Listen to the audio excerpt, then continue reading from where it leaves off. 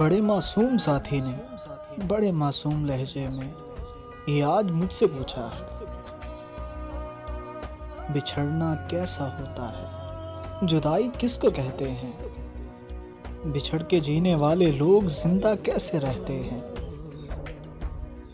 जो दर्द हद से बढ़ जाएं, इन्हें हम कैसे सहते हैं, कि गम के मारे हुए लोग क्यों खामोश रहते हैं। मैं उसकी सारी बातों पे फकत इतना ही कह पाया, जो दिल में दर्द रखते हैं घड़ी भर वो नहीं सोते, अकेले में सिसकते हैं बज़ाहिर वो नहीं रोते, बराबर सांस तो लेते हैं मगर जिंदा नहीं होते।